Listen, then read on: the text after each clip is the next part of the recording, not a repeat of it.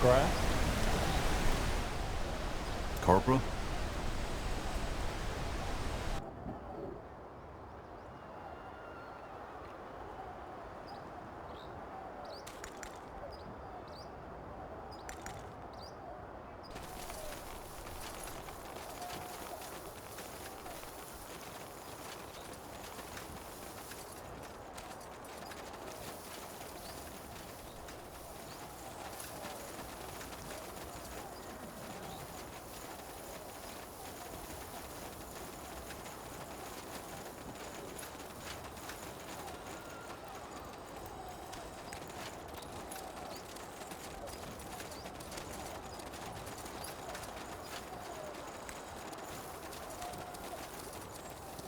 I will do as I must.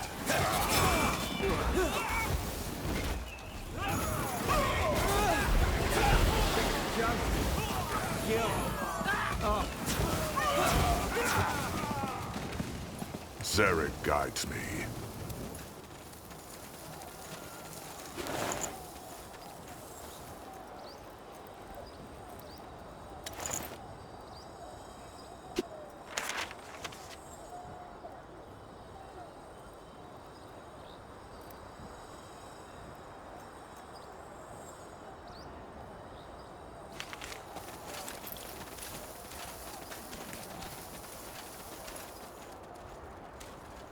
Will do.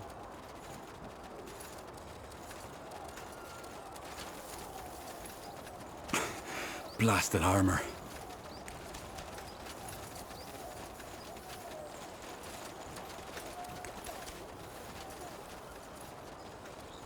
A fine plan.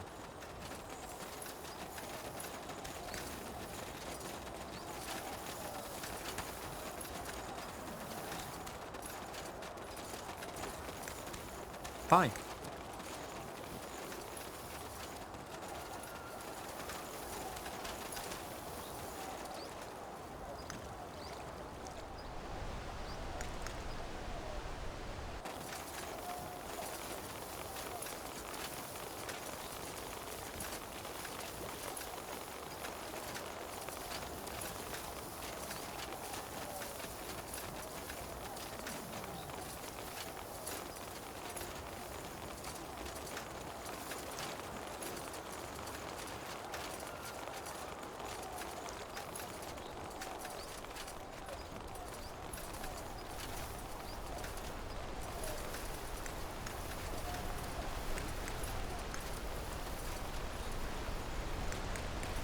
All right, why not? Got it.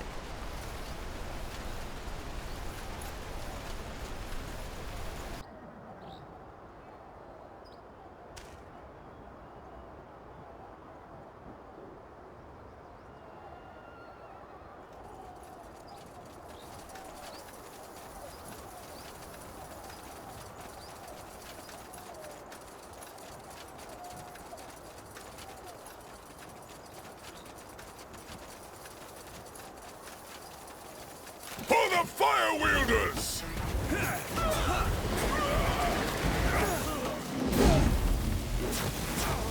Oh, healing! Not yet! Need healing.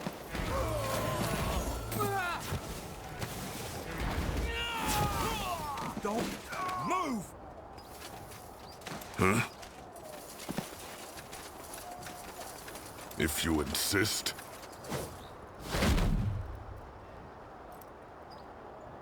I'll take a look. That looks interesting.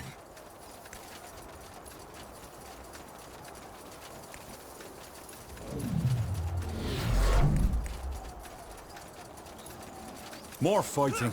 Does this never end?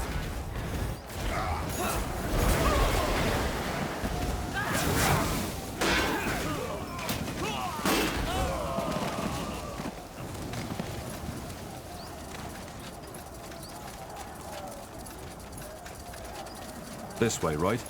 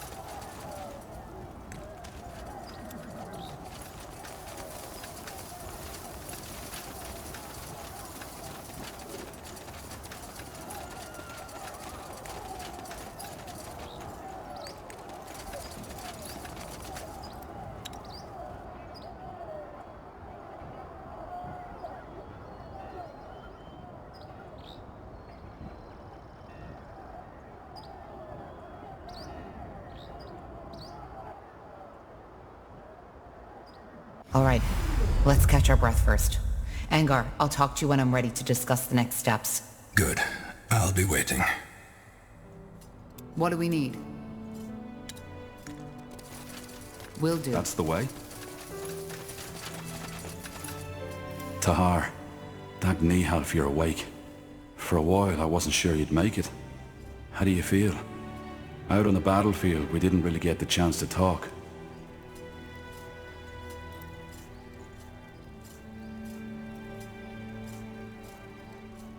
I just found out that my mother is a Shaper and that she's alive. And now Rondar Lacane took her. How do you think I feel? Bad, I assume. Sorry, that was probably a stupid question to ask. It's a tragedy. The purity on the loose, with the power of the Archfire in the Harbinger's hands. Who could have seen that coming? For what it's worth, I'm sorry I had to go through this. I truly am. I always had my doubts about Lacane. Only I didn't expect this to happen. I figure. Be that as it may, all that matters now is that we stop him. What about you, Iskram? I doubt whatever bargain you struck with Lacane still stands. You're still here, so I guess you aren't planning on leaving. Me? No, of course not. Where would I go, Tahar? There's no way of knowing what the Purity would do if they caught me. He wanted to kill you, so maybe Lacane doesn't want to leave any witnesses. Not to mention that we're still in the ancient Shaper city, full of marvels waiting to be discovered.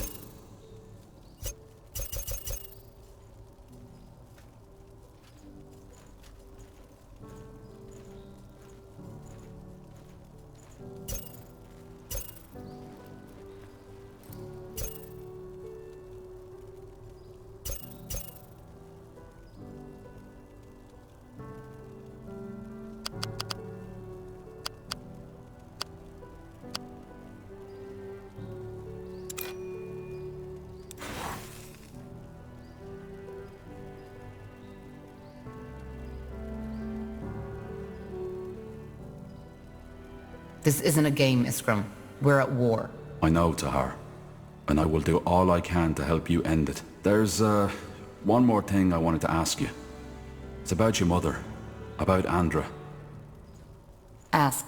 I'm not sure how to say this, but she was a Shaper. A living Shaper. Don't talk about her as if she's already dead. Lacane only trapped her. Of course. Sorry, I meant no offense. See, Tahar, all tragedy aside, you have to understand how fascinating this is. A Shaper who survived through the Aeons. And as if that weren't enough, you even turn out to be related. I have so many questions, Tahar, so many questions. Iria said at the moment Andra and you melded, she made you see something. Fragments of her past. Now, I can't help but wonder, what was it? Did you see Mullendir in all its former glory? I didn't see anything. It's more like I suddenly have that sense of familiarity. Especially here. But that's even more exciting. She must have transferred some of her memories onto you. I wonder if that's part of this melding ritual. Look, Tahar, I'm not sure how to say this, but how would you feel about it if I examine her? There's so much we could learn from her, even if her mind has left her body. What do you mean by examine? We're not talking about a dissection, are we? What? No, of course not. Why? What are you hoping to gain from that? You mean apart from being able to examine the body of a living Shaper? There's much we could learn. Maybe we could even find something that helps us fight Lacane.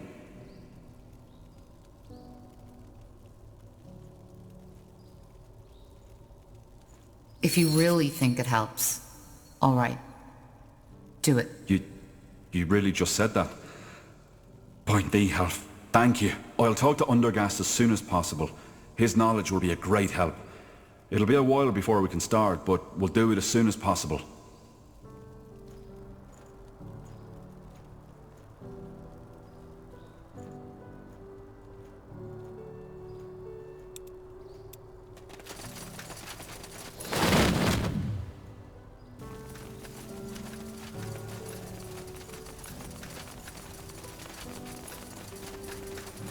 Good move.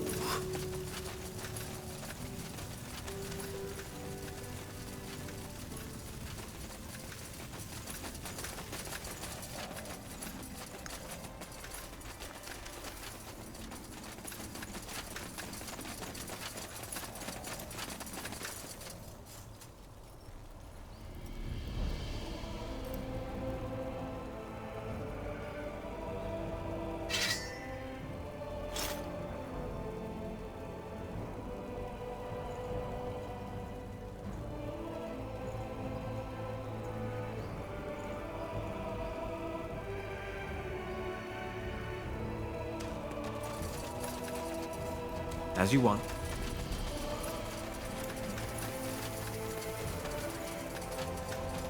Tahar, ready to discuss the next steps? You didn't tell me yet. How exactly did you get here? Weren't you in Greyfell when the Harbinger took over? No, I wasn't. Otherwise, I wouldn't be standing here. But we were on our way back the night it happened. As you can imagine, it was a hard choice to make. But eventually, I left my pride behind and realized attacking Greykeep with the little division I was traveling with would have been suicide. So you fled? We retreated. The rest is simple. We went to Iskander because we had heard the rumors about your army. There we met one of your scouts, and then the elven woman, Iria of Finon Mir. Oh, she decided to let you in. Correct. You know the rest. Your people were a bit distrustful at first, and I don't blame them. After all, they'd been fighting the Royal Army not too long ago. But eventually, they realized that we were on the same side. For what it's worth, I'm glad to have the Lord Marshal of the Royal Army in our ranks. Well, right now I doubt if I still deserve to bear that title. Half of the Royal Army is gone, and I'm to blame. But I appreciate the sentiment. I want to talk about Sentenza. His death. Well, what is there to say? As I heard the story, he didn't leave you much choice. So you're not angry? For you defending your life? No. I never understood why he was so obsessed with hunting you down to begin with. But he was acting on your orders. Well, yes, strictly spoken, he was. You were a traitor. Or at least, that's what we thought back then. That witch hunt in Iskander, the battle at the Eye, that was his choice. Why? Why did he want me dead so badly? Well, I can only guess. But to me, it seemed as if he felt as if you had, I don't know, betrayed him. He always spoke highly of you. Did you know that? At times, it almost felt as if he considered you his own kin. Well, if he did, he didn't show it very much. That doesn't surprise me. Sentenza was never good at expressing emotions. You see, Tahar, in the end, both he and I are men born from war. Seeing people die at your command, hearing the widows and the orphans cry as a result of your choices, it changes you. You need to find a way to deal with it, and Sentenza did so by shutting off his emotions entirely. Or, at least, to the outside. But in the end, he always did what he thought was best for Northander. He saw the Harbinger's true face, even before he revealed it. And I brushed it off as his usual distrust towards anyone, which was, as you know, a fatal mistake. And who knows, maybe if I had listened, it would never have come to this. Without the Harbinger, I'd be dead. That's true. But this discussion isn't leading us anywhere, Tahar. There's just one thing I still can't wrap my head around. How did Lacane become so powerful? How could he rally so many people behind him? The big question, isn't it? In the end, I think it boils down to the fact that he poured salt into the wounds the Mage Wars had left in Northander. You see, it's not hard to rally people behind you if they are desperate enough. He just gave them a simple answer to a complex question. And the people believed him. Though I don't consider him a pragmatist, he really believes in what he says, that Aeonia will return once mankind has repented. Which worries me even more. There's nothing more dangerous than fanaticism, fueled by magical power. Your father is the best example. I am. Good. Then let's call your companions. Good. Now that you're all here, I'd like to plan how we proceed. As... Tahar, I think you should allow yourself some more rest. You were in a coma for more than a month, and we still don't know what that melding actually did to you. Isn't it obvious? It made her more powerful. Yeah, but where does that power come from? What effect does it have on the human body or the psyche? We don't know.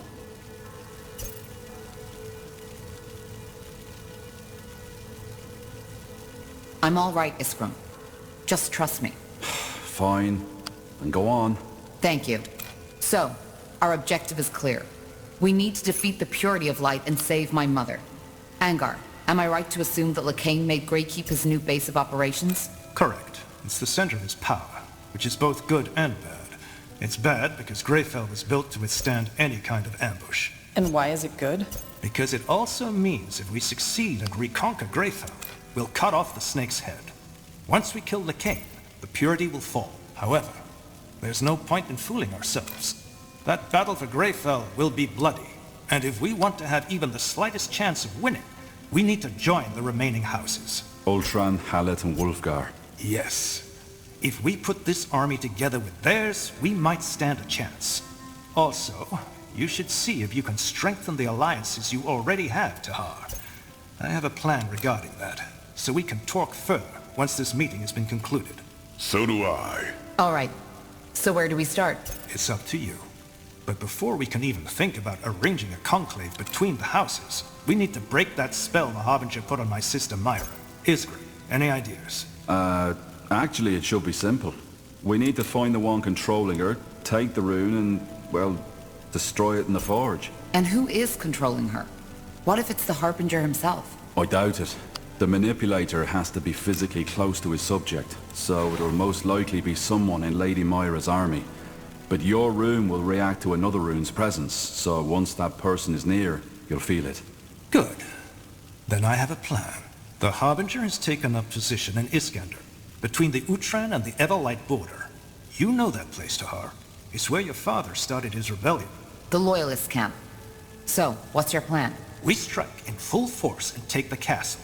He'll be forced to initiate a counterattack, and my sister's armies, the Utran army, will be the closest ones at hand. A bait.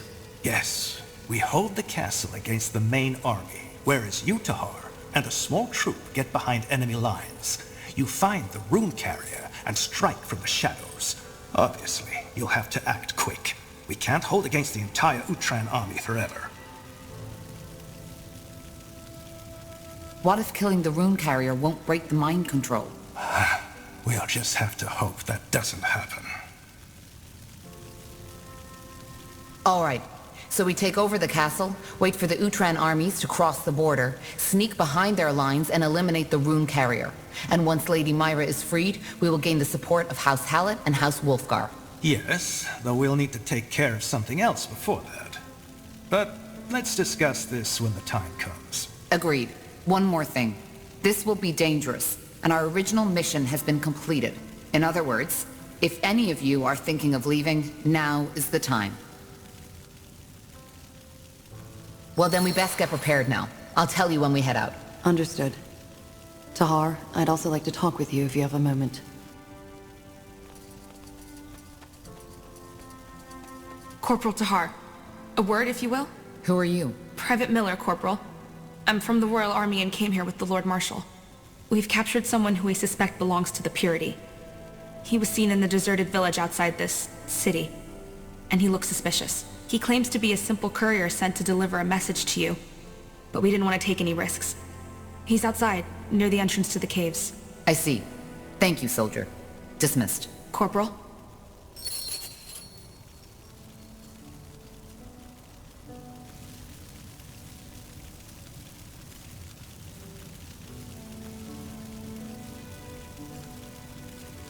Tahar, it is good to see that you have recovered.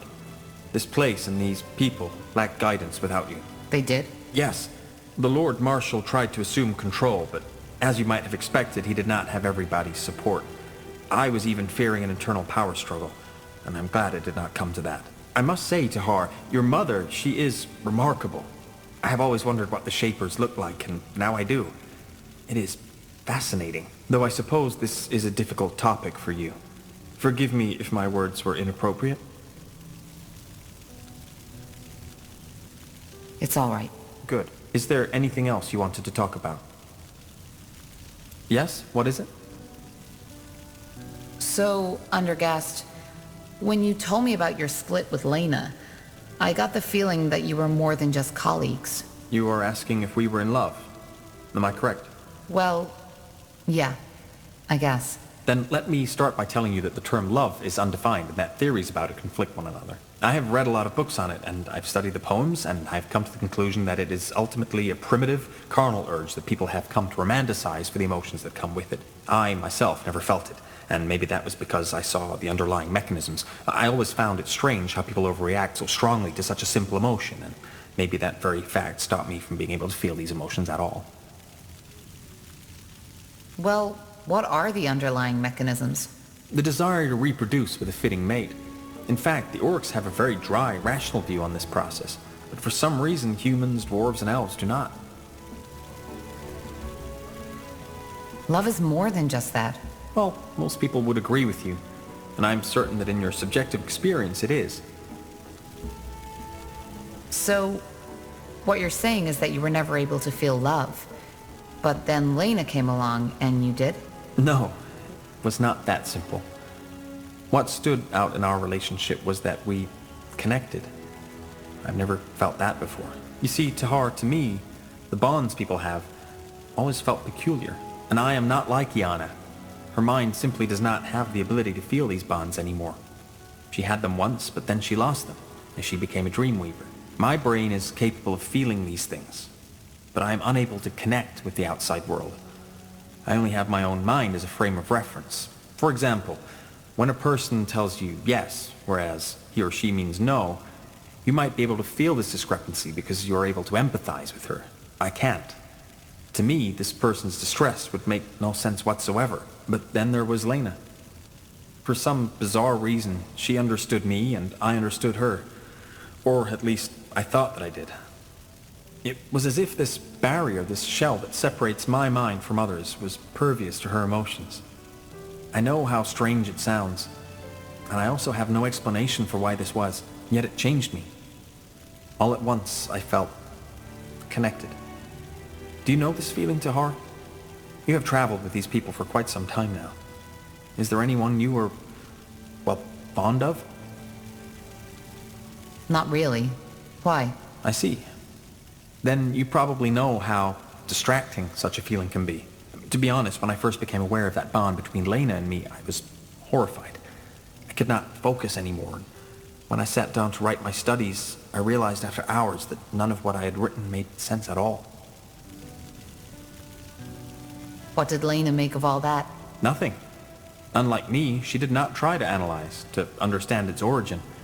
At the same time, she did not discourage me from pondering. I believe this is what made our relationship unique. Complete acceptance. She did not try to tell me how I should behave or feel, and neither did I. Even when she decided to leave the guild and I decided to stay behind, we both accepted each other's decisions.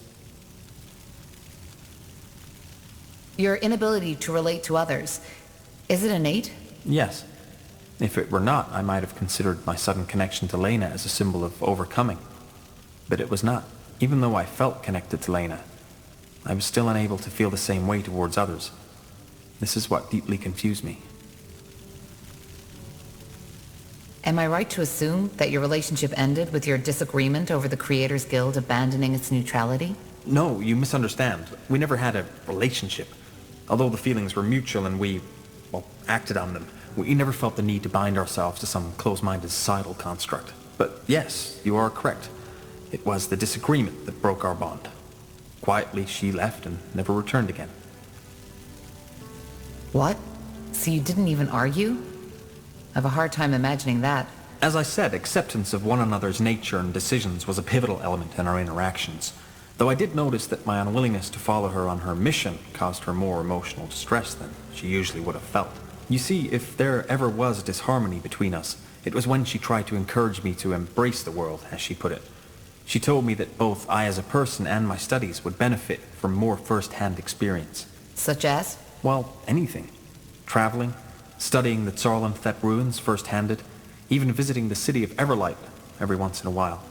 She seemed to think that it could help me get a better understanding of the world. But again, she never tried to force me. I could tell that my unwillingness upset her, but like always, she showed acceptance. Do you feel, I don't know, betrayed? Betrayed? No. By betrayal, people usually mean when someone behaves contrary to what they agreed on or more often than not, as they would like that person to behave. I always found the word to be very misleading. Desires, wishes, and urges are natural things, and I always found the usage of such heavily judgmental words to be very childish. Elena did what she thought was right, and so did I. I have not and will never blame her for that. How do you feel about this? That is a good question. I still think about her, almost every day. But the more time passes, the more this entire episode starts to feel like a vague, distant dream, the way an elder must feel about youth. I do not know how I would feel if I ever saw her again. I can imagine. Well, thank you for your trusting me with this, Undergast. You have nothing to thank me for. If this conversation helped you get a better picture of me, I'm glad we had it. But there is one more thing I would like to ask you, Tahar. Tell me. Do you have regrets? Do you ever feel as if you could and should have acted differently than you did act? Everybody has regrets. That seems like a deliberately vague answer. It could indicate that you do have regrets, but it could also indicate that you do not have them. But I understand. If you do not want to share this with me, you do not have to. You see, I've never told you this, but I find your resilience to be remarkable. How so? Well, it is no secret that you have endured a lot of pain, especially your early childhood must have made a mark on your psyche. But still, you did not give up. Well, I'm doing what I can. I can see that. Either way, I think we have spent enough time talking. We should get back to the tasks at hand. We should. So long, Undergast. So you made it after all. Not bad. You didn't think I would? No. That sleep you were in. I didn't feel that there was any life left in you. But then again, you always were damn hard to kill to begin with. That new energy inside you, though, that's a different story. So you can feel it? That's like standing in front of a bonfire and being asked if you can feel the heat. Yes, Tahar, I can. Anyway, in case you're here to ask, we're staying. So you'll help me fight the Purity? You make it sound as though this thing is somehow your responsibility. It isn't. That fanatic, with his idiotic stories of the All-Father's return, is out for all of us. Especially the orcs, or the other members of the dark races. So yeah, the Fire Wielders will stay. That's good news. Thanks, Gord. Don't mention it. Anything else? Huh? Regarding this rain you told me about, I want to talk about it. I'm not supposed to, but I don't know. I trust you, Tahar, and I've kept silent about this for far too long. Zarek's fangs, this is so silly. I feel like a damn child. Gord, just spit it out already. Right. Where do I start? Before becoming a shaman, every disciple has to go through a trial. The Iron Trial, as it's called. I told you that I did most of my training in solitude, didn't I? That wasn't true. 5 years after I entered disciplehood, another orc was accepted by my elder. A female, named Rain. She was 2 years younger than me. I thought only male orcs can be gifted. No. It's just that for female orcs, it's even rarer to have magic, which is why there are close to no female shamans. How did you get along? Well, at first, I was a complete dick to her. I was jealous and feared for my position. However, she never took offense by it. She fired back at me when I got childish, but at the same time never lowered herself to my level. As the years went by, we became friends. And no, there was no courting or mating involved, if that's what you're thinking. She was more like a sister to me, and one who, unlike my true kin, understood me. Those years in the Orcish steppes, they were special. We spent days, weeks out in the wild, doing whatever our elder tasked us with. And though it was hard, There was beauty in that. We just had this connection between us, this trust. Sounds like friendship to me. Yeah, friendship. I never had a connection like that again, and I rarely talk about it. The one time I did, the orc I told it to laughed right in my face. He thought it was ludicrous, a male spending time with a female who wasn't his mate. He stopped laughing when I broke his nose. But something happened. Am I right? Yeah, the trial did. A sacred test every disciple has to take before he or she can become a shaman. Our elder sent us both at the same time, which was unusual. But of course I was relieved. There was plenty of talk about the Iron Trial, and I was scared. What did you know about the trial? Rumors. Shamans are forbidden to talk about it. But it was known that only half of those who take it return at all. How did Rain feel about it? Same as I. Believe me, Tahar, only a fool would have entered into the trial with a smug smile on his face. We knew what was ahead of us. So, what happened? Zarek's fangs. I can't believe I'm telling you this. I'm breaking my oath. Don't do anything you'd regret later. I won't. We weren't told much about the trial. Only that we'd have to venture to a cave, far up in Barger Gore. They also didn't tell us how to get there. Only that Zarek would guide us. And he did. After a week of traveling, we found it. It was a strange place, Tahar. I saw that right from the beginning. The entrance looked like a mouth, the rocks surrounding it like the bones of an old, forgotten beast, and the stalagmites like hundreds of teeth. But of course, we went in. We had to. What did you find? A giant hall. It was as mesmerizing as it was unsettling. There were murals and carvings all over the cave walls. Old glyphs that I'd never seen before. Shaper glyphs, maybe? No, not Shaper. They looked as if the Guardians themselves had carved them into the rock. Interesting. What else was there? Nothing. That's what baffled me. Apart from those murals, the hall was completely empty. And for some reason, the ground in that hall was completely smooth, like polished stone. There were braziers, one in each corner of the hall, and they were burning brightly. Rain was as confused as I was. But nonetheless, we entered the hall. And that's when the trouble began. Because all of a sudden, the exit was gone. No magical noise, nothing. Just in that moment when we looked the wrong direction, it disappeared. And instead of it, we were looking at another wall. How is that even possible? Maybe it was an illusion. That was our first thought too, but it wasn't. That new wall was as solid as every other rock in that hall. Strange. What did you do? Well, after we calmed down a little, we assessed our situation. We figured that this was the Iron Trial, and that it was our task to find another exit. So we started looking. But it was pointless. There was nothing. We couldn't even hear the wind anymore. For the next 14 days we were trapped.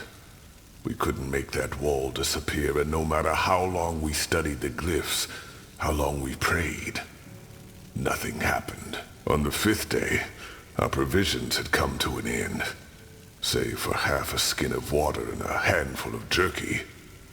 On the 8th day, it was all gone. Blazes. How did you survive? I'm getting there. As you can imagine, the thirst was the worst. It drove us mad, and we searched every corner of that goddamn hall for just a drop of water.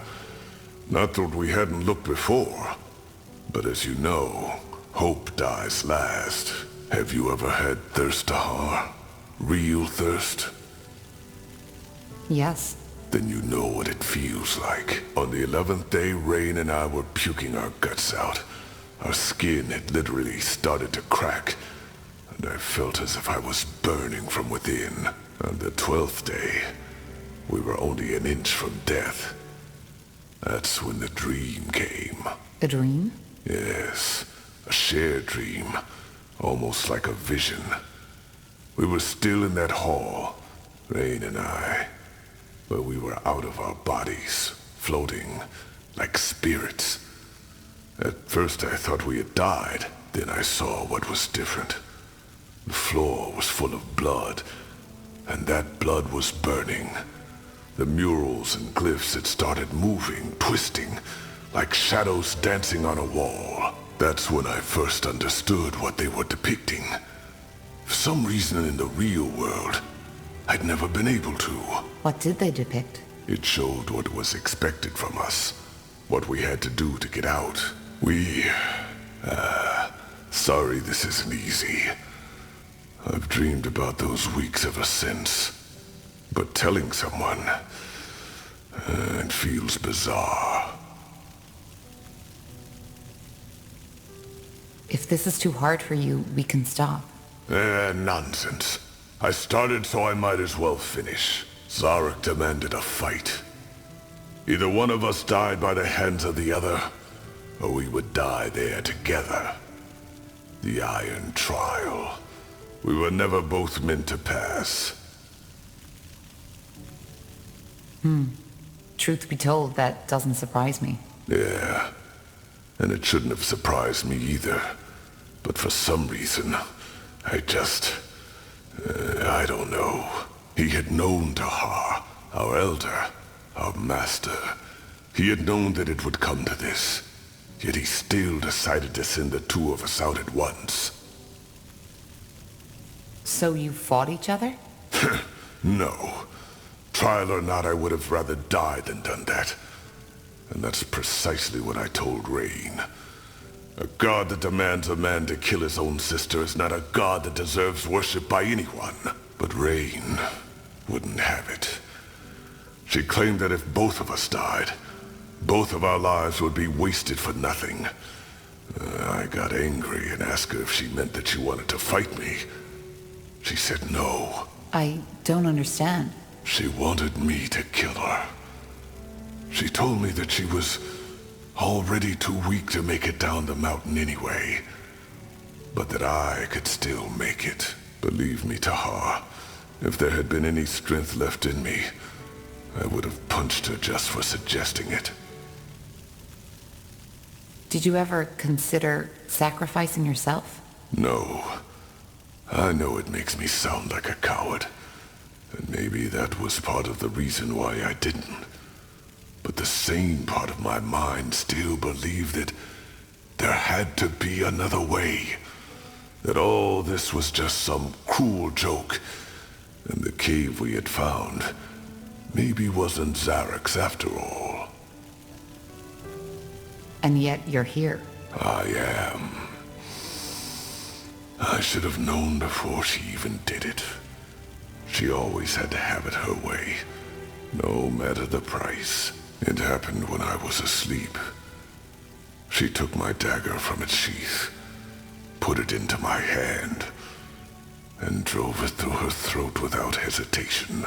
When I opened my eyes, her blood was already all over my face. And as if Zarek had been watching all along, the wall disappeared. No noise. Just like that. The wind was back, and it was raining outside. The first time in months. I like to think that she saw it before she died. Did you make the descent? I did. There were berries in a mountain goat that had been hit by a rock slide, right next to the exit. It was so absurd I almost had to laugh. When I got back to the Elder's shack, I screamed at him, then broke down and started to cry. He just listened. In the end, he told me that we had both known what had been at stake. Yet we agreed, Choice and consequence. He made me a shaman the next day. Do you blame yourself sometimes? Of course I do. But ultimately, it was her choice. And all I can do to honor her now is to respect it. That's cruel. Maybe. But without cruelty, there isn't life. Don't you too send brothers and sisters into battle, Tahar? Children, fathers. You do it because ultimately, you believe the outcome will lead to a world more desirable. It was the same with Rain and me. We wanted to be shamans, Zarek's chosen, and we both paid the price. I see. There's one more thing. Remember when you asked me why I feel the way I do about our culture? Why I think we orcs should strive for more? It's Rain who made me realize that. Most orcs would have fought each other in that cave, to the death. But she didn't. Instead of submitting to her primal instincts, she made a sacrifice. One that I could have made too, if I hadn't been such a coward. Blazes, it feels strange to have told you all this. But, I don't regret it. Well, thanks for trusting me with this, Gore. Let me have some time for myself right now, all right? I need to think. Huh? Look at that.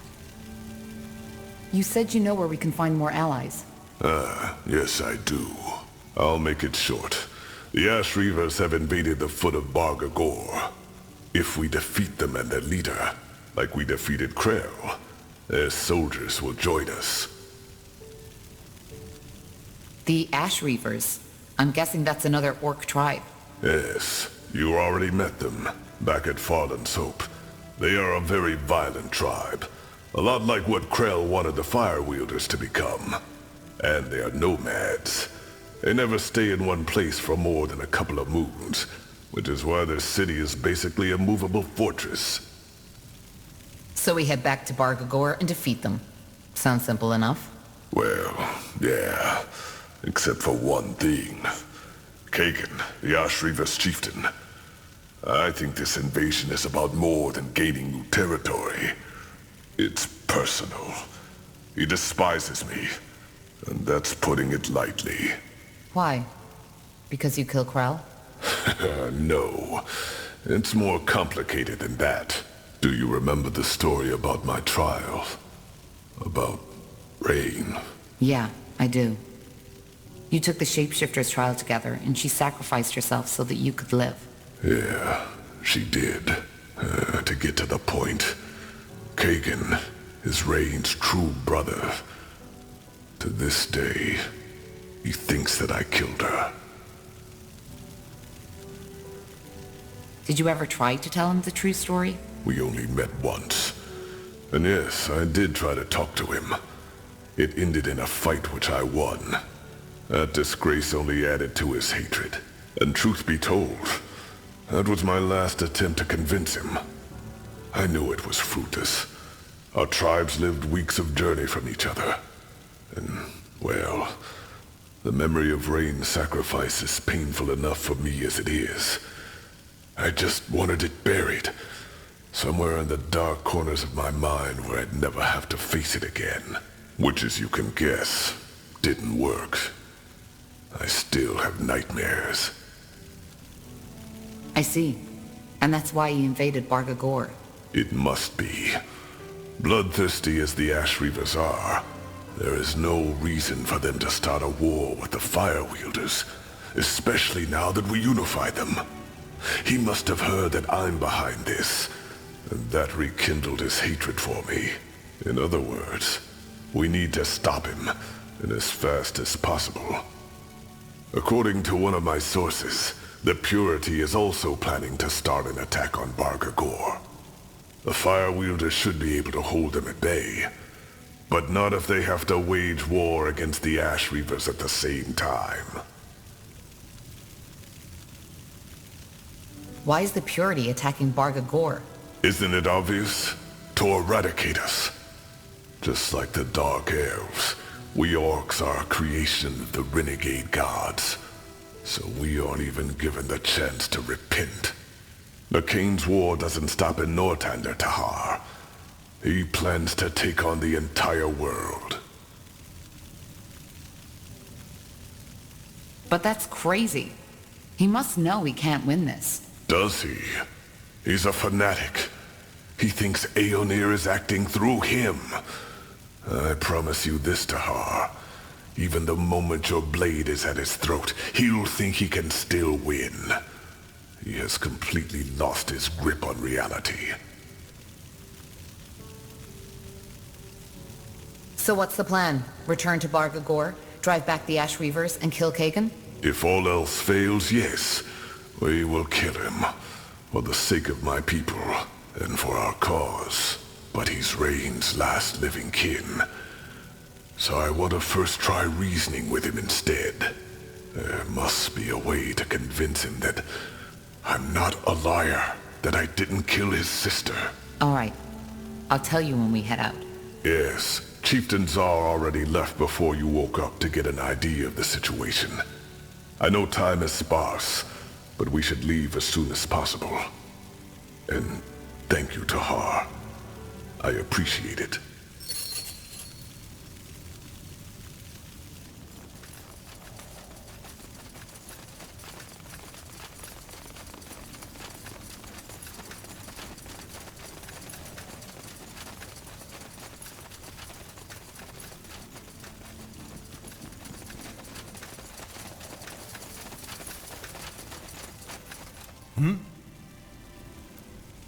Did you ever think about what would happen if the Queen never wakes up from her coma? She will wake up.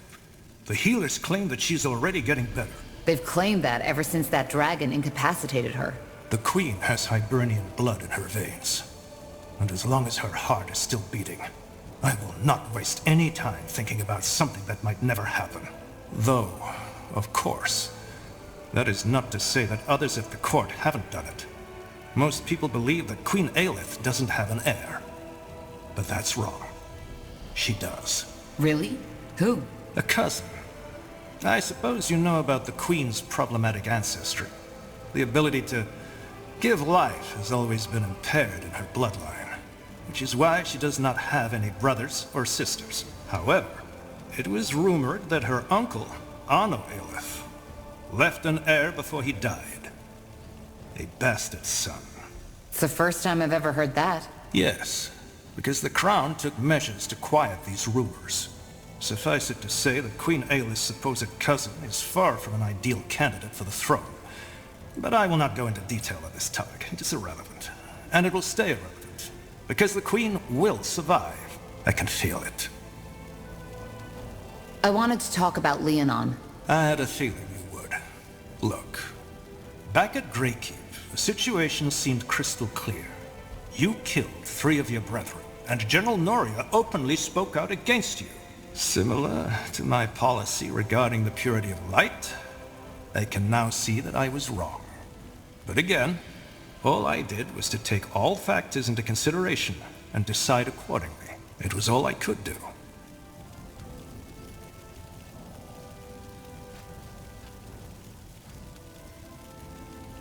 You also could have used common sense. I risked my life to help Northander back when I turned on my father. Why would I now suddenly start massacring Wolfguard soldiers? You're right. I should have taken that into consideration. Either way, you've been pardoned. And more than that, now we're fighting side by side against the real scourge of the Empire. I don't hold any grudges against you. And I can only hope you feel the same. The past is the past. It is indeed. Tell me, Angar, do you regret helping the Purity, now that you've seen their true face? That's a hard question to answer. And you know it. On the one hand, yes, I underestimated them. On the other hand, back then, it was the only logical thing to do. Logical? Yes. After all your father did in the Mage War, the people were angry, desperate, broken. The Purity channeled and still channels these emotions. It may sound cynical to say that now, but if it hadn't been for the purity of light, something far worse might have happened. Worse than a mage genocide? You let the Purity murder hundreds of mages. Most of them were war criminals anyway. They would have been sentenced to death no matter what. But that is not to say that my decision to give the Purity of Light that much power came easy. I'm not free of self-doubt and empathy, Tahar, even though it may seem that way to you. However, I will not lie. Mages are a problem, and something needs to be done about them. If we don't, it is only a matter of time until a second Isamo Tahar will appear and once again plunge the world into chaos. We need a group that represents mages. Then treaties could be made. That is an interesting idea. But before we can decide on any course of action, we need to deal with the current threat first. But to return to your question, all I did was take every factor into consideration and decide accordingly. You did the same, more than once. I've heard of the trail of destruction you've left behind on your journey. Many people died under your command. We tried to help wherever we could. I believe you. But have no doubt that there are many who don't. What I'm trying to say is, there might have been a better way to handle things, but I did not see it. I did what I could, and even though it turned out to be a mistake, I have no regrets. You said that you have an idea on how we can get more allies to fight the Purity. Yes, I do. It's someone you're already familiar with. At least, according to your friend Iria. The Iron Falcons. You want to convince them to join our troops? Not all of them, obviously. The Field Dog are an even greater threat than the Purity, even if most people nowadays have almost forgotten about them. What I suggest is that we strike a bargain with them. They give us a small division of their elite keepers, and we provide them with twice the amount of foot and maybe engineers to make up for it. Engineers and infantry for a handful of knights? Is that really worth it? It is. The Falcons aren't only excellent fighters. Their presence will also inspire our soldiers. They're living legends. That's not what it seemed like when I was there. Highkeeper Aranor almost lost the tomb just because she was too stubborn to cooperate with the Deathmen. Well, given that the latter now fight for the Harbinger, her mistrust wasn't that unjustified, don't you think? But still, you make a fair point. Keeper Aranor is complicated. But if what the elf told me is true, she learned her lesson. All right. It's worth a try. When do we set out? Whenever you want. Thanks to these Godstones, it won't take us long to get there. So I'm not expecting this mission to cost us more than a day, 2 at most. We should probably take some troops with us, just in case the canyon is still unsafe. Fair enough. I'll let you know when we go. Good.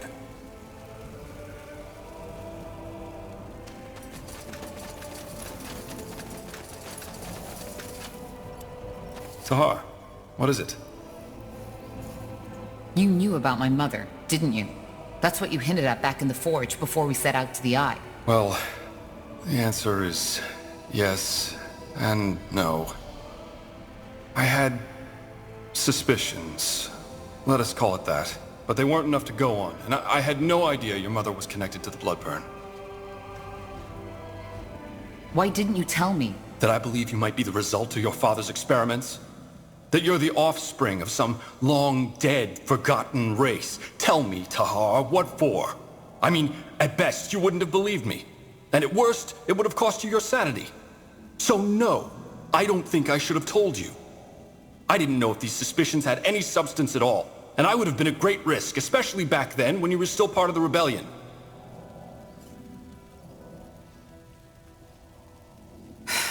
Where did these suspicions come from? Did my father tell you? No. And he never found out that I knew. Your father... I don't need to tell you how meticulous he was, do I? That's why he always kept notes of his experiments and studies. I found one, a notebook. The story's actually quite simple. Your father had gone out to meet with Aelot Iskander, and had tasked me with cleaning up his laboratory. Really? He never let me into his laboratory. I know. And he wasn't exactly trustworthy towards me, neither. But you know Asamo. His mood was never what you'd call stable. One day, he'd think the entire rebellion had schemed against him. The next day, he told us that we'd change the world. It was part of his charisma, I guess. Sometimes I think the reason why the Mage Rebellion became so big was less of Asamo's magical powers, rather than his ability to create emotions in his followers. But we digress. So I had found this small booklet on his table. It didn't look important in any way, yet I was immediately curious. I opened it and started reading. What was in there? His experiments in the eye. The ancient woman, as he called her. Your creation, these waxwork figures which he tried to infuse with life. It was disturbing. And at the same time, fascinating, as you can imagine. Do you still have that book? No, of course not. I couldn't even read through all of it, else your father would have noticed that I had done nothing of what he had tasked me with. And I have no idea where it is now. I figured. That book, did it say anything about how this ritual worked? Andra said something about how the Shapers conceive differently. I don't think it can be compared to how two humans reproduce, if that's what you're thinking. But as for the details, I don't know. As I said, I barely had 1 hour, and I only got to the chapter about you in the very end. So, why did he, well, create me? My mother said it was to gain access to the Archfire. Yes, I think that was the main reason. Though I couldn't help but notice a certain, I don't know, warmth in his words when he described his plans.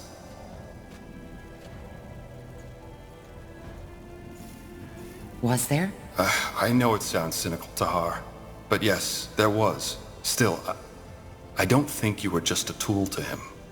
You weren't. Tell me, Tahar, knowing all that, how does it make you feel?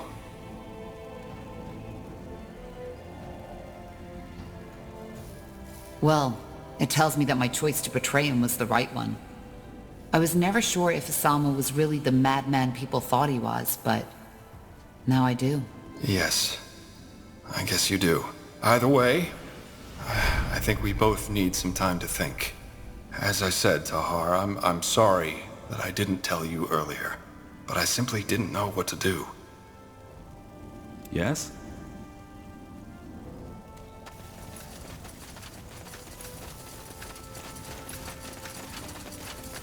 Tahar, how are you feeling? To be honest, I thought you were dead.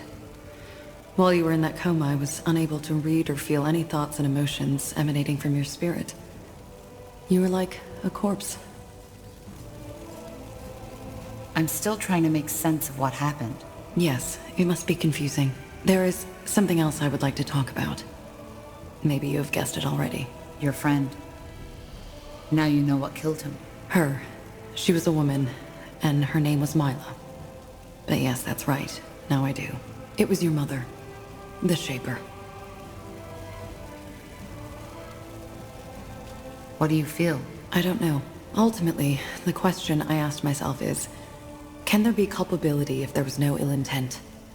I've done many things which people might consider evil, but then again, I didn't do them out of malice, but because I needed to. Because feeding my urges is the only way for me to survive. I know the situation is slightly different from your mother's.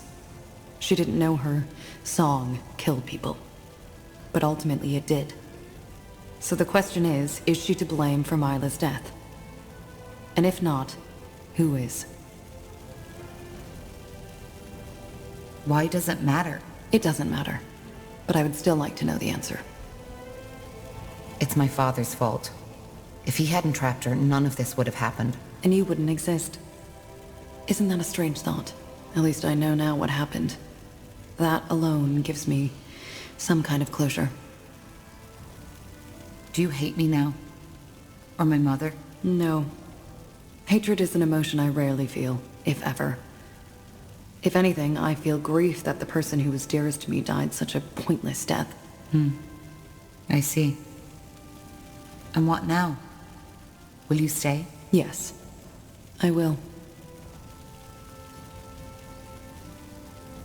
How come? You found the answer you were looking for, and the bloodburn has been stopped. Yes, it has. But the truth is, I wouldn't know where to go. All my contacts know me as a traitor by now. I suppose I could start over in another city, or maybe even another country, but quite frankly, I don't see the point. All along the way, my life has revolved around the gratification of my urges, until Mila came along. And even then, the emotions people usually associate with love were different for me, and her both. So why leave? Fighting on your side is as good as any other option I have right now. Also, feeding my urges is a lot easier in times of war. There was more than enough blood in the past weeks, and there will be more up ahead. I can feel it. For what it's worth, I'm glad that I can count on you. It's good that you feel that way. Let us talk later if there's something to talk about, Tahar. Thank you for your time. Yes, Corporal? How can I help? About you being an assassin. You said that you might be willing to tell me more about that at another time. How about now? I'm still not certain. The question really is, do you want to know? It might change something. Such as? Your perception of me. It is your choice. Well, I wouldn't have asked otherwise. Tell me. All right. Where should I begin? Do you remember what I told you about that man who bought me from the Greyfell Bazaar? My owner? I also told you that after an incident, he discovered my talents and made me an assassin. I remember. But what does that have to do with your morality? It's complicated. The incident took place at a festivity. A lot of highly influential people were there, servants of the crown, wealthy merchants, nobles. My master knew all of Greyfell's elites. As always, at these festivities, it was my, and the other slaves' responsibility to ensure the guests' well-being. It must have been close to midnight when a man took me into his chambers. I'd learned to play along years ago, because resisting only made it worse. This time, however, was different. For some reason, that man wanted me to tell him that I loved him. I did, but he kept on telling me that I should say it like I really mean it. When I couldn't, he got angrier and angrier and started choking me. I had almost lost consciousness when I felt something break. I don't know how else to put it. It was as if my mind simply cracked open, like a crystal ball smashed against a mirror. And all of a sudden, that man and I weren't separate entities anymore. I don't follow. My magic, my dreamweavery, that's when it broke free. You probably don't know this, but the only way to become a dreamweaver is by shattering your mind. You are opening yourself to the thoughts and emotions of others, but you lose your own. Wait, dreamweavers don't feel and think? No, we do. But it's differently than normal people. Me. The Iana you're talking with is the result of long work and studying of human behavior. I know how to blend in, to seem like I'm just like you. But the world inside my head is an entirely different one. Again, it is almost impossible to put into words if you're not a dreamweaver yourself. What happened to the man? I killed him. It wasn't a conscious choice, looking back.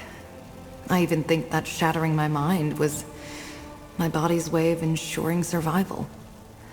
I closed my eyes, reached out for the man's mind, and just crushed it. The man gasped, lost balance, and fell right off the bed. He wasn't dead yet, but unable to move, like a puppet rid of its strings. At first I was disoriented, but then I felt it, for the first time. The urge. To kill him. Yes. To massacre him. Hear his screams. To see his life taken by my hand.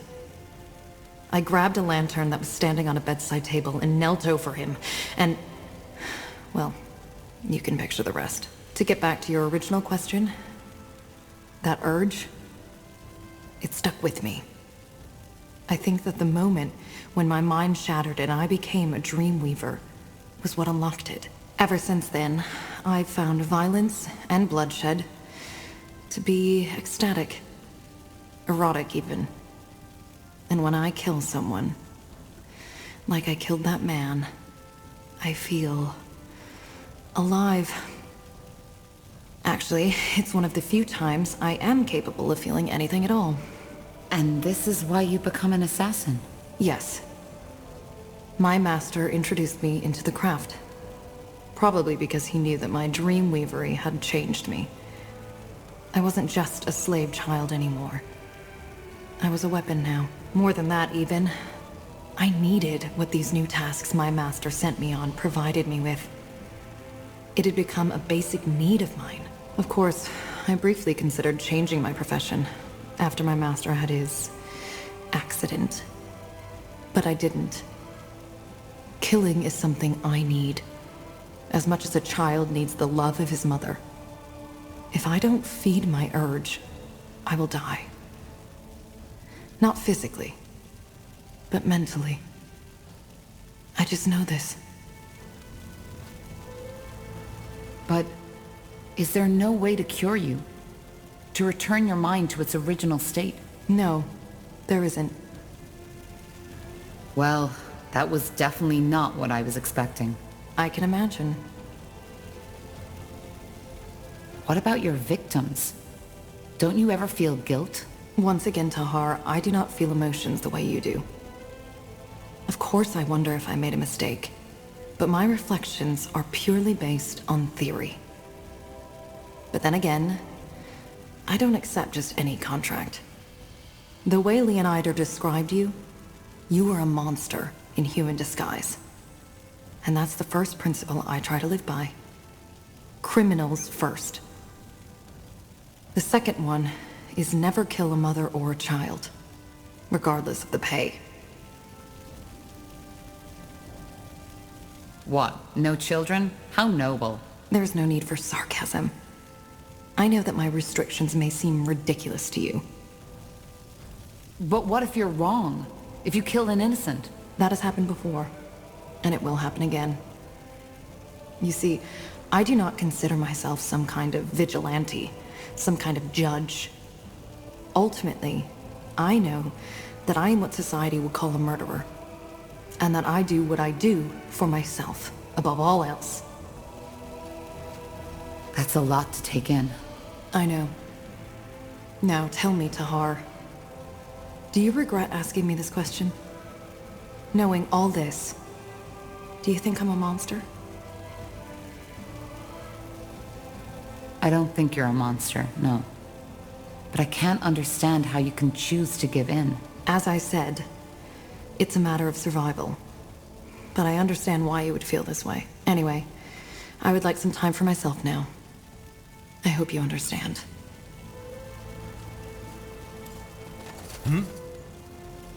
I'll be leaving now. All right. Interesting. Yes, Corporal?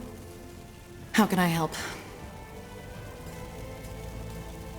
I'd like to know more about your friend. The one you lost to the Bloodburn. I'm not sure what there is to say. She was my friend, and the Bloodburn took her. Hence, I joined you. That is all there is to say. You said you know where we can find more allies. Yes. I'll be brief. While you were asleep, an elven messenger came by. Varden Marilith, one of the Moorhere scryers from Leafshade, sent him. Marilith? What did he want? Only that he needed your help. They, that is, he and a couple of his followers, seemed to be somewhere deep in the Leafshade jungle, near the Halayish ruins. The old Hibernian city? But what do they want there? That's dangerous. I don't know, Tahar. We will need to find out.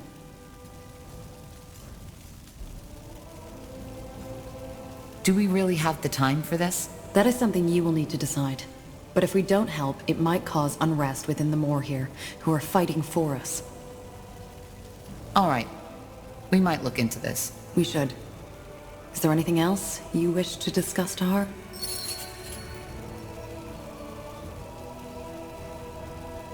Fine.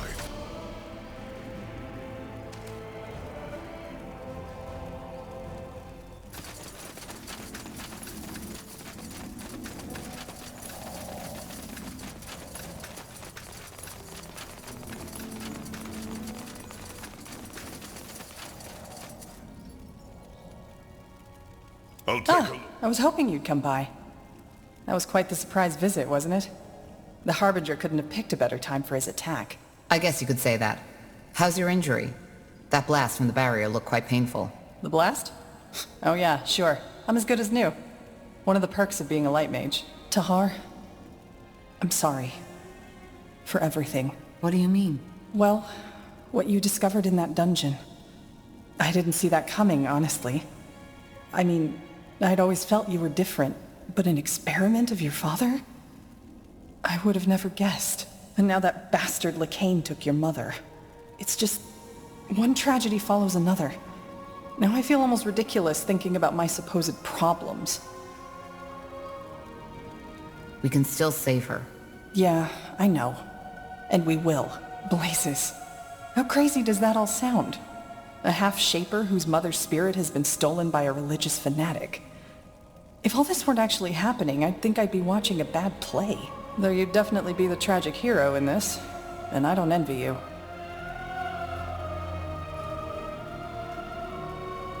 A bit of normality would be nice for a change.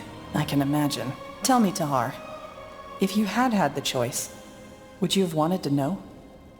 About your mother and how you were born? Well, what about you? Your father also never told you who your mother was. Would you want to find out? Good question. On the one hand, yes, I think I would. But then again, I never made any serious efforts to find out. I guess in the end it wouldn't have really mattered. She is dead, I know that much. And whether she was a priestess of the White Tree or a slum dweller, it wouldn't have changed the fact that she wasn't there when I grew up. But you're a different story. Your mother is still alive. And she's a shaper. I mean, doesn't that change everything? Would you really have wanted to know? Yes. It's always better to know the truth. Is it? Sometimes I wonder if the truth doesn't just make it all worse. Anyway, shaper or not, it's good to have you back. Honestly, there were times when I was worried you wouldn't ever wake up again.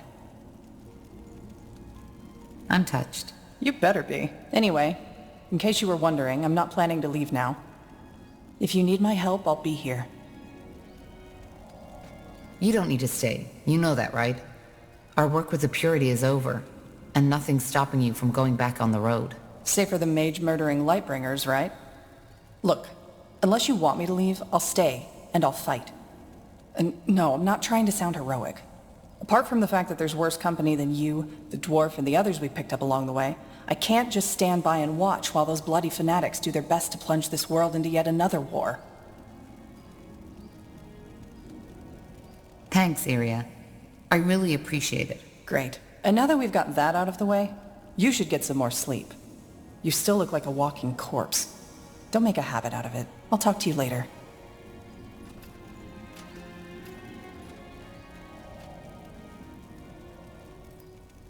Corporal? Need anything? I would still like to know why you stayed with us. You're insistent, you know that? But to be honest, I've been thinking about that since you asked me. Found an answer? 2 answers, actually. First one, you know already. I'm a fugitive. And if the Purity or Nortander got their hands on me again, it wouldn't have ended well for me. I understand. What's the second answer? Well, that one's hard to put into words. You know, there's one thing I like about you, Tahar. Despite all you've been through, you still fight. You're trying to make a difference one way or the other. So many in your position would have given up long ago, but you keep on searching, as the Harbinger said back in Greykeep. And I respect that. More so, I can relate to it. How? Well, There's just so much shit going on in the world, and yet so many people just don't care. They try to use the chaos to their advantage or just look away. There were and still are times when I found this hard to bear. It was also one of the reasons I spent so many years on the road. Away from the wars, the intrigues, the suffering, and all those bloody idiots. Out there, it's just different. And sometimes I wonder if the trees maybe know more about life than we ever did. They grow, they live, they die. If we'd managed to do just that instead of killing one another in the meantime, this world would be another place.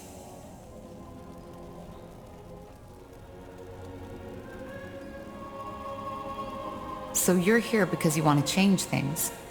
Is that what you're saying? Change? No. I don't see how this world could or ever will be changed. But at least we do something. And, you know, there was a time when I'd forgotten that this was even an option. You reminded me of that. And that's why I'm following you. Now, please don't look at me like that. You wanted the answer, and that was my best shot at it. Now, let's get back to less serious topics, shall we? You never told me why you fled Finn and Mir. Fair enough. You've given me little reason to distrust you, so... Oh well. Let's just get this over with. I already told you about my father, how to him I had always been more of an asset. Well, after my father died, I decided to become a novice. A novice? Someone aspiring to be a priest of Elen.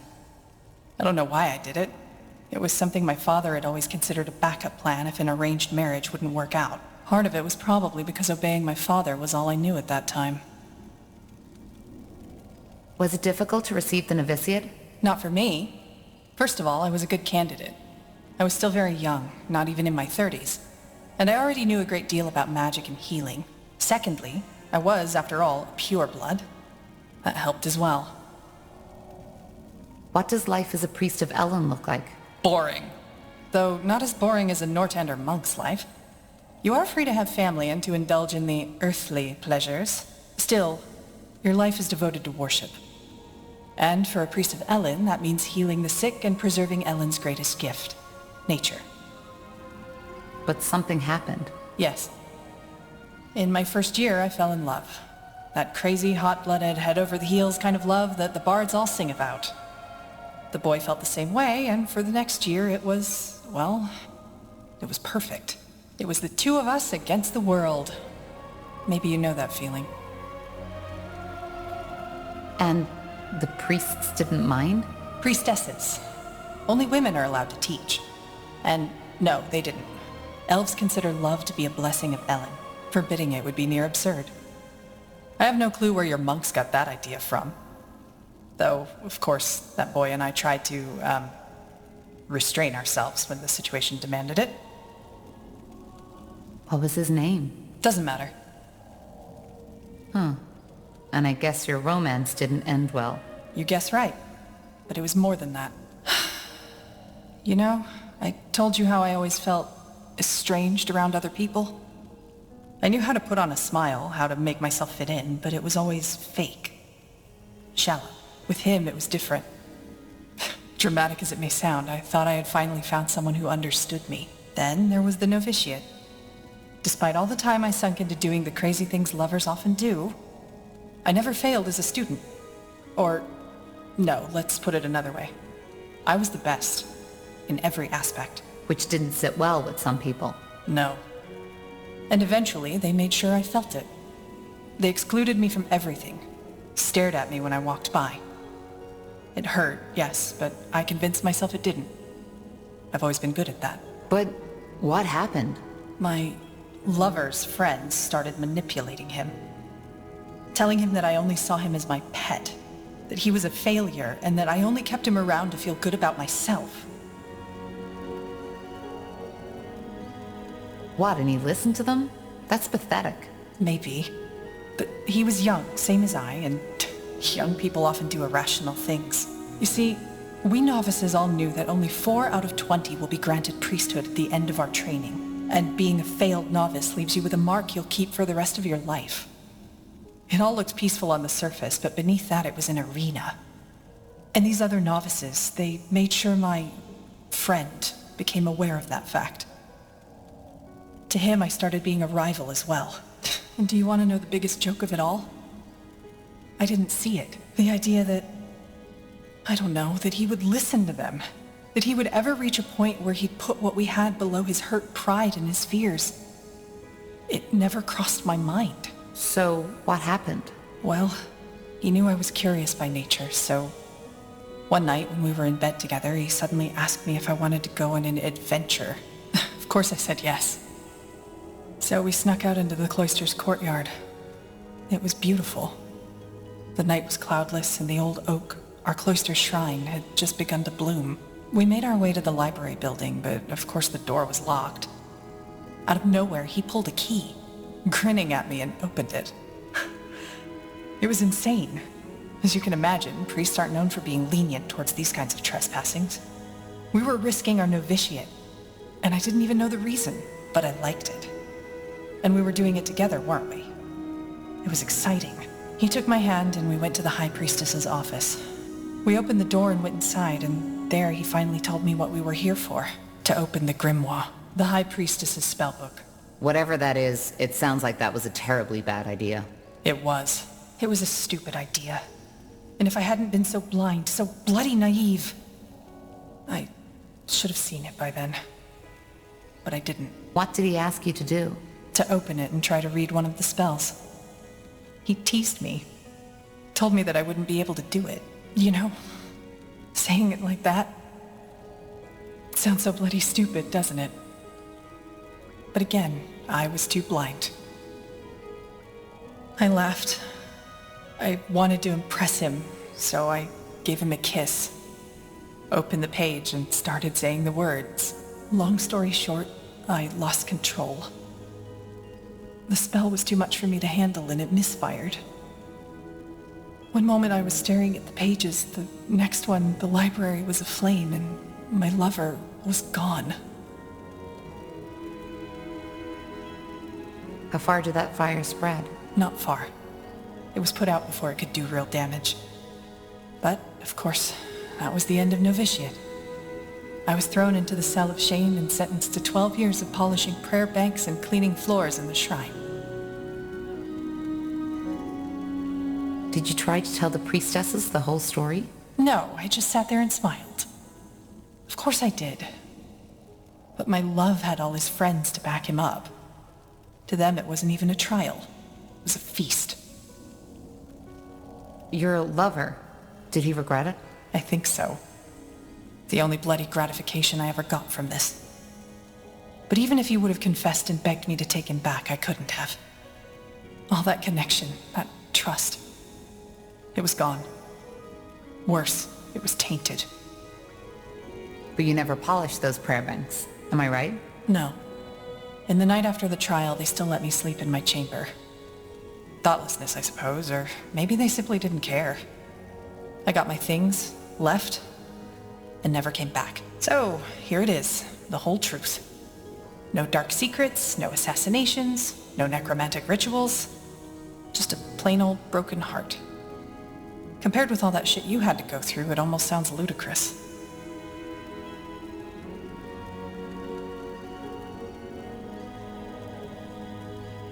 Maybe running away wouldn't have been the only option. You gave up everything just because some dimwit played a trick on you. Trick? It was more than just that. It's just, I don't get it. How could he give all that up? I mean, there was something between us, you know? Something rare, something precious. But no, he threw it all away for his fucking vanity. But in a way, it's just a continuation of what I've always known. Wherever I am, I'm a stranger. People don't like me, and I don't like them. For what it's worth, I'm glad our paths crossed. Yeah. Me too, Corporal. Me too. I'd like some space now. I hope you don't mind. Let's talk later.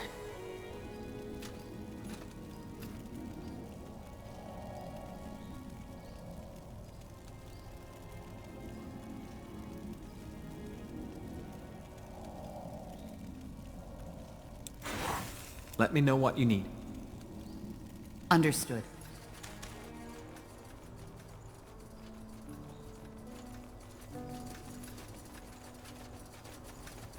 Huh. Intriguing. What can I do for you today? Let me see. I had hoped as much. What do you need? Come take a look. I'm sure I've got something that might spark your interest.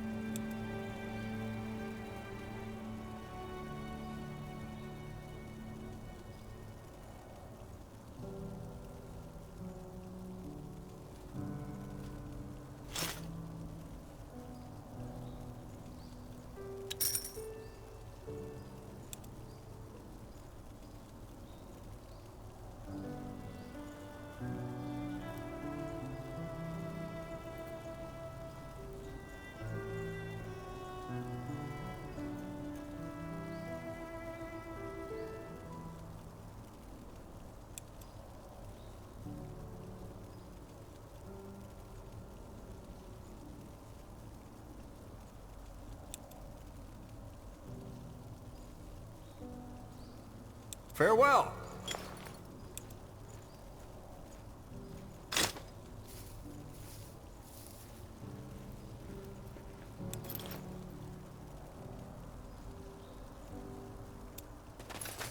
What can I do for you today?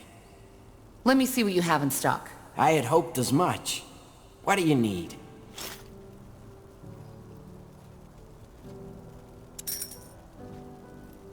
A fair offer. Yes, of course. This way, right?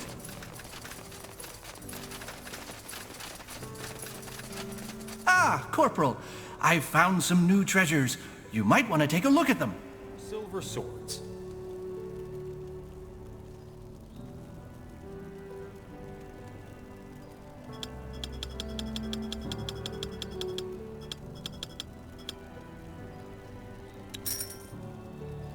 Come again.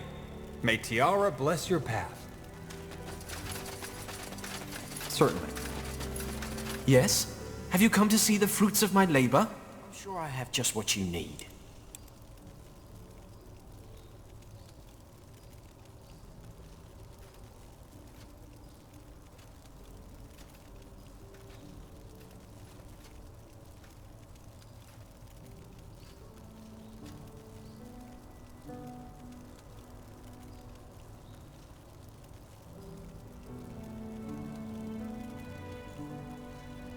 Farewell.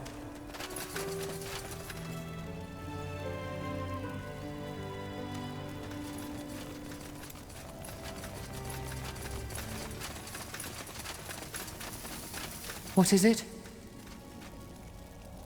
I would like to... Well, if you have the coin, I might be able to help. Let's see.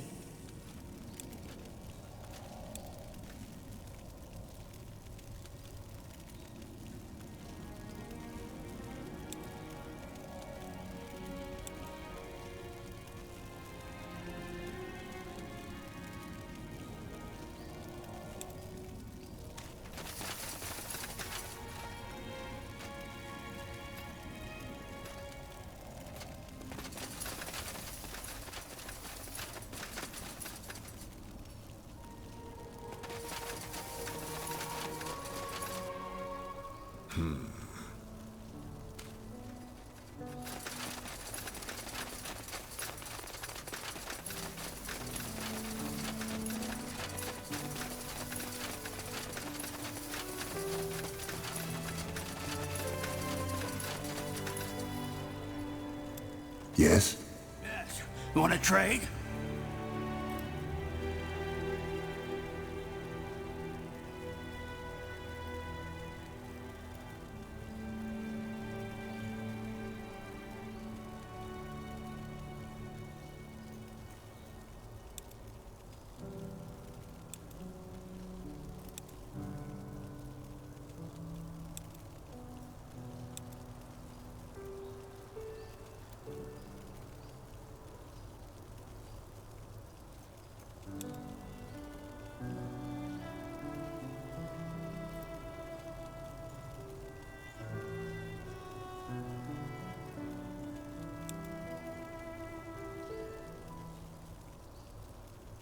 You know how to bargain, don't you?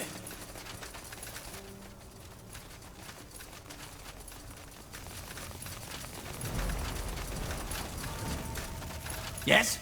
Looking for some orcish craftsmanship?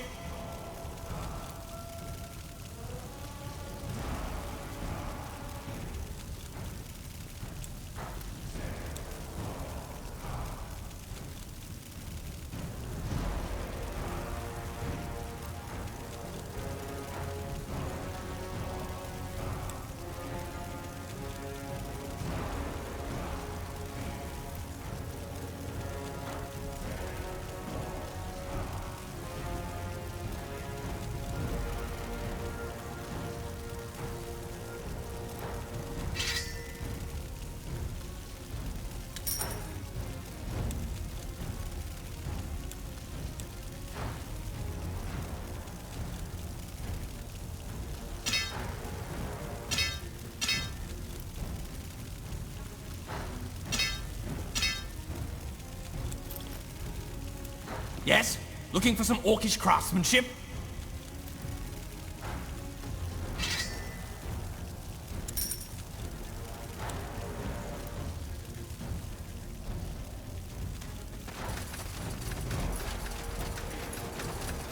Zauraka, what do you need? I want to All right. Here's what we can do.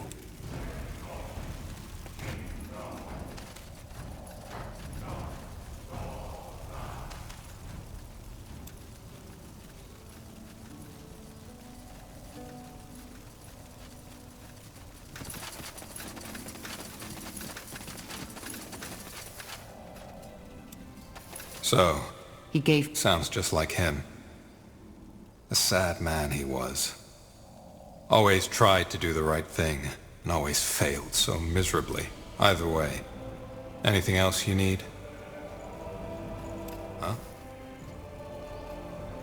I want to buy some better equipment for the Wayfarers. Music to my ears. What did he have in mind?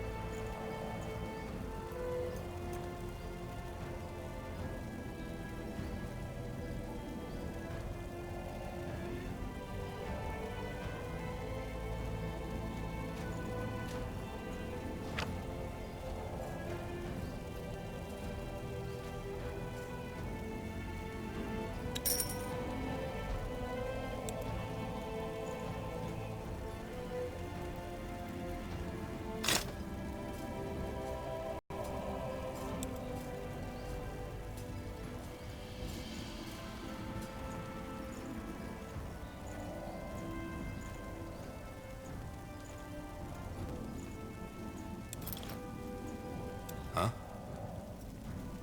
I want to buy... Music to my ears. What did he have in mind?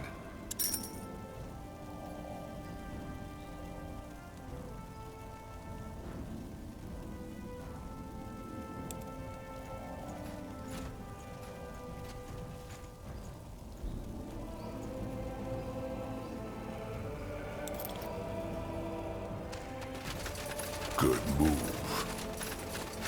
A fine plan. Tandai Tahar. Come to trade?